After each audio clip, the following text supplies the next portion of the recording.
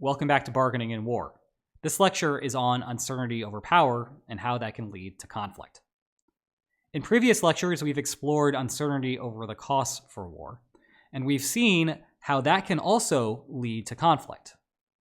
Under those circumstances, the proposer doesn't know its opponent's cost for war, and it may make a gamble that its opponent will have high costs and therefore correspondingly make a very onerous demand, hoping that because the opponent likely has high costs, it will have no other choice but to accept those onerous demands. But when it makes that sort of gamble, it recognizes the fact that there's some possibility that the opponent will actually have low costs and reject that demand and fight a war instead. We're going to be seeing a very similar sort of mechanism in this lecture with uncertainty over power.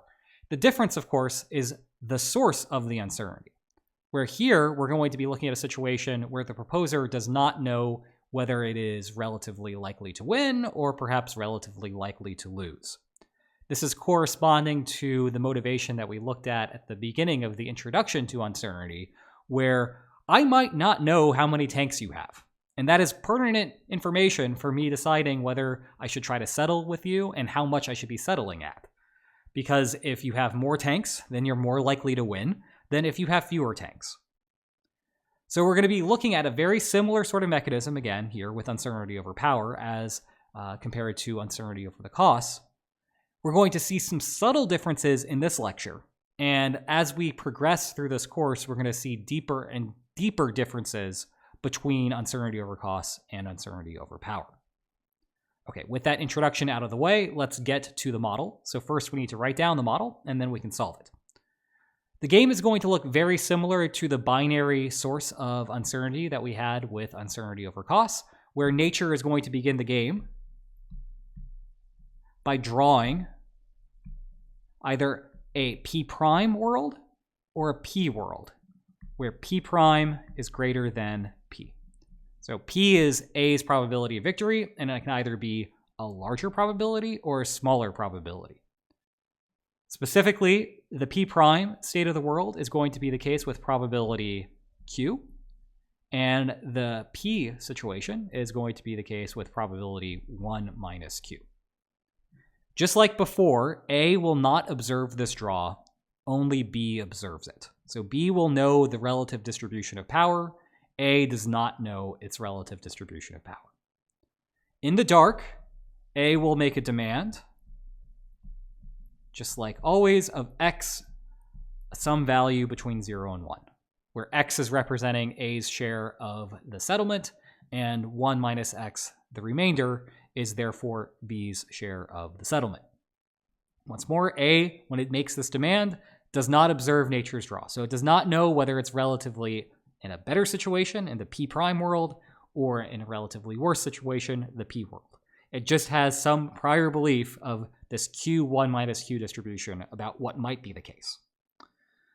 Okay, after that, B will accept or reject. And unlike A, B is fully informed. B knows whether we're in this P prime world where A is relatively more powerful and B is relatively less powerful, or we're in the P world where B is relatively stronger and A is relatively weaker. So this is important because this means that B can predicate its decision on that information. And if you think about it, it should be predicating its decision on that information because its utility for rejecting, its war payoff, is a function of P, or P prime.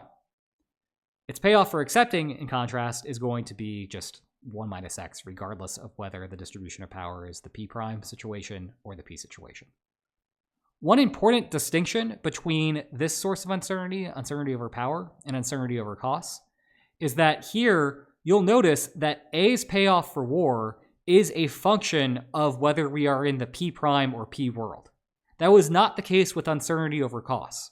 With uncertainty over costs, A didn't know what B's war payoff was, which was not a determinant of A's war payoff. Here, not the case. A's war payoff is a determinant. It's determined, rather, by the probability of victory, which A is not sure of. Okay, so we have the game set up, and this is going to be good practice because this algorithm that we use to solve this is just like the algorithm that we use to solve the binary case with uncertainty over costs, where we start at the bottom of the interaction with B choosing to accept or reject, and we use that information to work our way up to figure out what A is going to demand. Also, like before, B has two separate types. B knows whether we're in the P prime world or the P world, and so B's decision is going to be a function of which world we are in. So we actually need to solve for two separate cases for B before we can get up to A's decision. So let's go through those two different cases right now. So let's imagine we have B knows that we're in P prime, and we'll look then after that about what happens when B knows that it's P. These decisions are going to be different. So let's figure out the accept-reject decision. Well, its payoff for accepting a demand, like always, is 1 minus x. Its payoff for rejecting is going to be its war payoff under the world where the distribution of power is P prime. So that means its war payoff in this circumstance is 1 minus P prime. Remember, P prime is A's probability of victory, so 1 minus P prime is B's probability of victory, minus CB. So B is willing to accept the demand from A as long as 1 minus x is greater than that quantity. Well, we know that in the future we're going to have to solve for A's demand, so it will help if we put this in terms of x, because x is A's demand. So if we solve for x, we get x less than or equal to P prime plus CB. This is when the P prime type will accept the demand. All right, now that we've done that, let's go over to the other side where now B is in a situation where the distribution of power is just P. Like before, its payoff for accepting a deal is still 1 minus x. We're going to compare that to its war payoff. Its war payoff is different now. Now, the distribution of power is P for A, so A is winning with probability P, which means B is winning with probability 1 minus P. Still subtracting out the costs minus CB there. Okay, well, we should solve for x, and if we do that, we get x less than or equal to P plus CB. So indeed, the probability of victory does determine whether B is accepting or rejecting. It is going to be different in each of these cases, whether B knows that we're in the P prime world or B knows that we are in the P world. And in fact, to underscore that point, let's go ahead and map this out. Let's draw a line to represent the possible demands x, and let us map each of these decision rules that the types are going to be using. So we have two different cut points. We have this cut point here, P plus CB. We have this cut point here, P prime plus CB. So this one is greater because P prime is larger than P. That's why the P prime plus CB cut point is to the right. And if we simply just follow the decision rule, what do we have here? Well, in the P prime world, we have B accepting if x is less than that. So P prime world is going to be B accepts. And in this world, the P prime type of B is going to reject. So like always, B is willing to accept smaller demands than larger demands because that means that A is taking less stuff, so there's more stuff left over for B to keep. All right, let's compare that to what's going on when B knows that we are in the P world.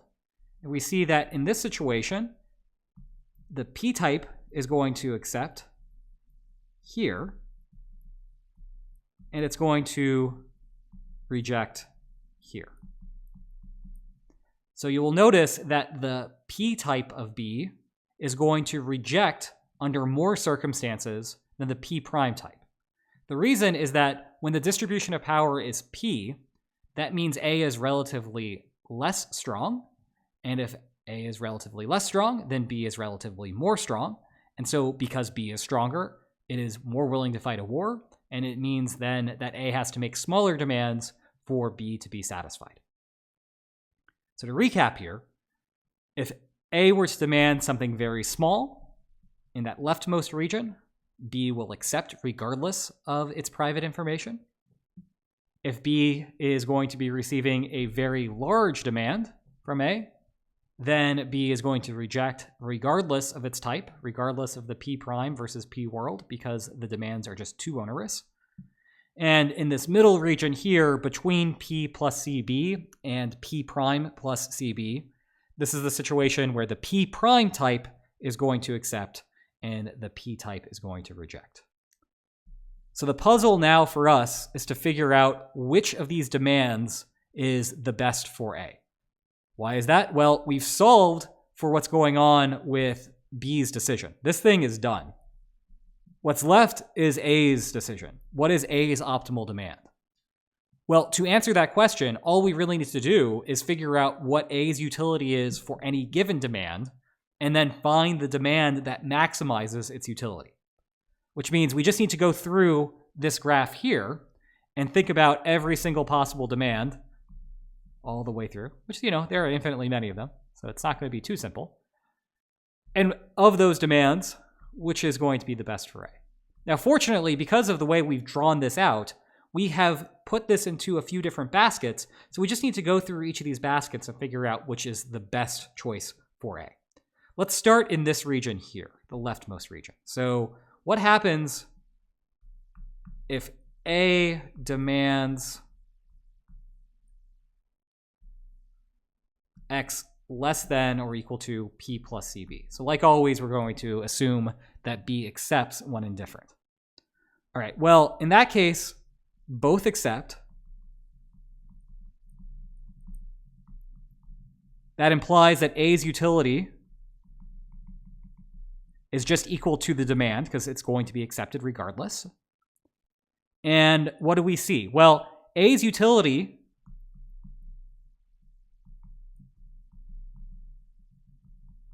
strictly increases in X. If it makes a demand in this region, it's always getting accepted. A's utility for that, therefore, is X. And if you make X larger, you're going to keep doing better for yourself if you're A. So what does that mean? Well, it means that this demand here, this very small demand, cannot be optimal for A, because think about, in comparison, this demand. Well, in the first case, both are accepting, both types of opponents are accepting. In the second case, both types of opponents are accepting. The difference is that in the first case, A's utility is just this amount here, because that's all it's demanding. If it were to instead demand this quantity instead, it gets that quantity as well. A's utility is X regardless. And what we see is that in that second case, the utility is better. So if that's the case, then A should not be demanding the small amount. A should be demanding the larger amount. Okay, but think about what this is going to imply in the long term. Well, A can't demand anything in that region at all, because if it were to, A could profitably deviate to something larger and larger and larger. And if it's doing that, then it's going to be getting a higher and higher payoff. If it's going here, if it's going here, if it's going here, if it's going here, all the way up until it reaches this point of P plus CB. If it goes anywhere past P plus CB, now we're switching into a situation where the P type is going to reject. And so that's going to alter its payoff to being something more complicated than just a payoff of X. Okay, so what does that mean? Well, it means that the optimal demand in the region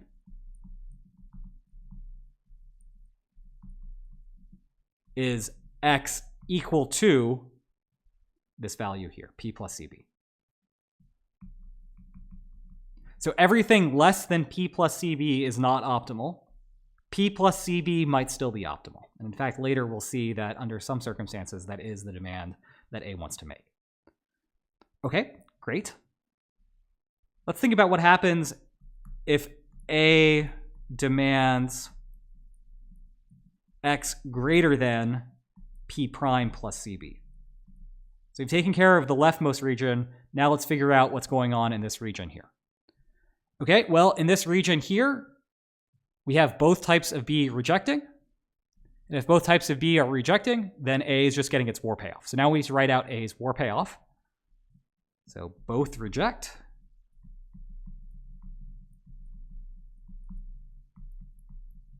A's utility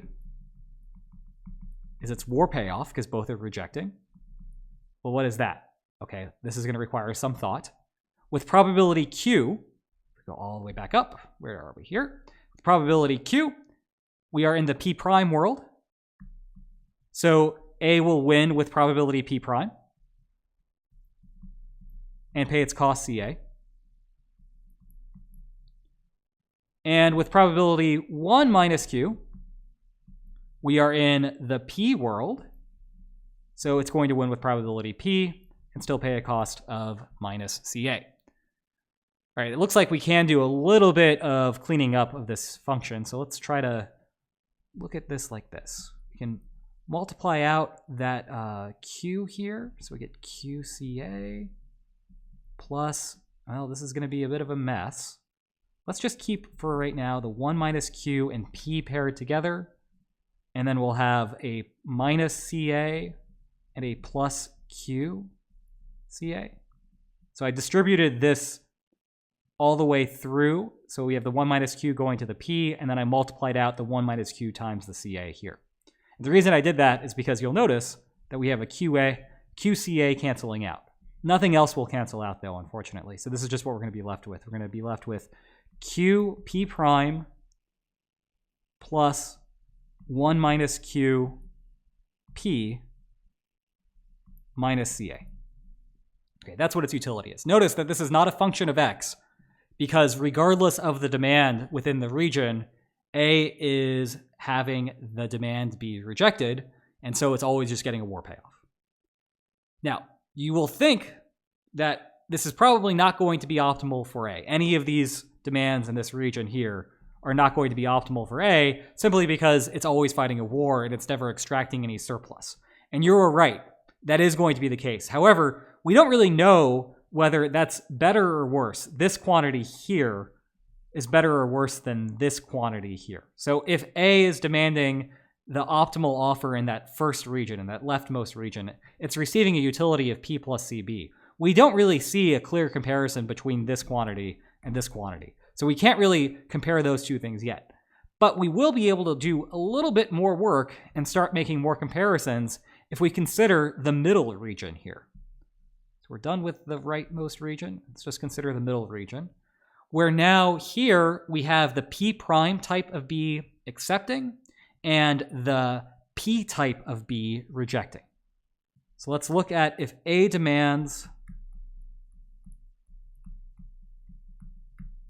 a quantity that is going to be greater than P plus CB, but less than or equal to P prime plus CB. So P prime type, if we go back up, double check this, the P prime type is going to accept.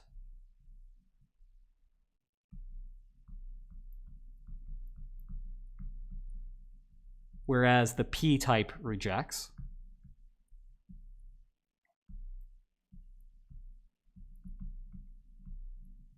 So when we're calculating that utility, we have a little bit of work to do.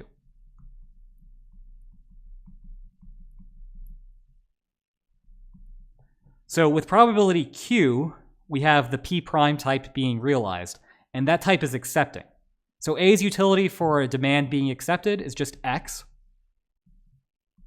And with probability 1 minus Q, it's getting its demand rejected by the P type, and it's getting its war payoff under that circumstance, which is P minus CA. All right, what do we see here? Well, we see that A's utility is strictly increasing in X within this region. The larger we make X within this region, the happier A is. Let's go back to this plot right here and think about why that's the case. So let's compare A's utility between this and this. So if it makes either of these demands, that does not affect the probability of war. In both of these cases, we have the P prime type accepting and the P type rejecting. So that does not affect the probability of war. It does, however, affect the settlement, how much A is going to receive under the terms of the deal against the P prime type. Against the P prime type, if it makes this first demand on the left, it receives this quantity here. If it makes the slightly larger demand, it's going to get a slightly larger share of the pie. Well, If A is not going to be affecting the probability of war, it should be at least trying to get as much as it can out of that P prime type. So it should not be demanding this amount. But if we compare this other amount to something slightly larger, or something slightly larger, or something slightly larger, A can keep getting a little bit more, a little bit more, a little bit more without changing the probability of war, up until this point here of P prime plus CB. So if A wants to make a demand within this middle region, it should be demanding the maximum within that region, which is P prime plus CB. So let's note that down here, that A's utility strictly increases in the region, which implies that A's optimal demand is P prime plus CB within this region. It might not be the optimal demand overall, but if you're going to demand something in this middle region here, then you should be demanding P prime plus CB. Okay, well, let's go ahead and plug P prime plus CB as our X value here. Now we will actually have A's optimal utility within this region. Okay, so we get Q times P prime plus CB plus 1 minus Q P minus CA. All right, this is good. We have taken a very complicated problem where we don't know anything about which demand is going to be made within that entire region, and we've narrowed it down to either this one, or something that's always going to be rejected. Well, let's take a look at that utility for always being rejected. Here, this is what the utility is for always being rejected, and this is the utility for making the demand that's risky that the P type will be, let's see, rejecting, and the P prime type will be accepting. And you'll notice that there is some overlap in the terms, because there's like a Q here and a P prime here, as well as a Q and a P prime here. So we might be able to see some sort of comparison that's going to demonstrate that doing this demand is better, because at least it's going to extract some of the surplus out of its opponent. So let's compare these two utilities. Q times P prime plus CB plus 1 minus Q P minus CA. And let's compare that. Let's speculate that that's going to be better than the Q times P prime. This is coming now from up here. P prime plus 1 minus Q P minus CA. All right, well, now let's just multiply everything out. Let's get everything uncondensed. We're going to have to FOIL this. So P minus CA minus QP plus QCA is greater than QP prime plus P minus QP minus CA. Okay, well, let's see. We have a minus CA, those cancel. We have a QP prime and a QP prime on both sides. We have a P on both sides. That's great. We have a minus QP on both sides, also great. So what does that leave us with?